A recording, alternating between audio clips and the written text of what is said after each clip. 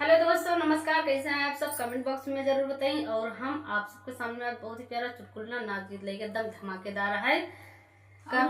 ठीक है दोस्तों।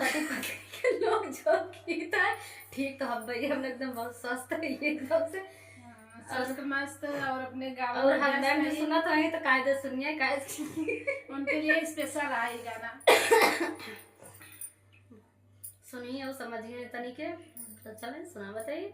पब्लिक का और तरीके से अगर रही जैसे हम गाने में है, अगर वो तरीके से काम करिए तो उनकी जिंदगी सफल है। तो पब्लिक का प्यार सपोर्ट तो मिलवे करी, जौन मिले तो सब अच्छा ही है। तीन बचन हमारी मानाता भाई तो पेरा जी सजनवा। तीन बचन हमारी मानाता भाई तो पेरा जी सजनवा। तीन बचन हमारी मानाता भाई तो पेरा जी सजनवा। सूरज के नतिया जोरिया के पाती, सूरज के नतिया जोरिया के पाती। तारा के नग लगवाया तबई तो पेरा जी सजनवा। तारा के नग लगवाया तबई तो पेरा जी सजनवा। तीन बचन हमारी मानाता भाई तो पेरा जी सजनवा। तीन बचन हमारी मानाता भाई तो पेरा जी सजनवा।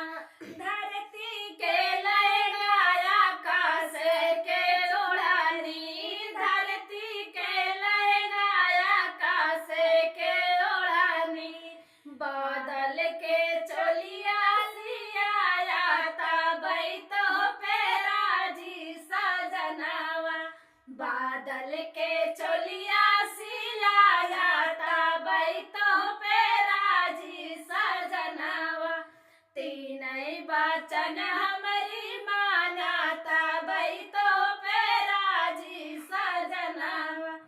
तिल्ली के तेल सरा सैया के बुकावा, तिल्ली के तेल सरा सैया के बुकावा। तीनों जुनी गोड़वा दबाया तबई तो पेरा जी सजनवा। तीनों जुनी गोड़वा दबाया तबई तो पेरा जी सजनवा। तीन बचन हमारी मानाता भाई तो पेरा जी सजनवा।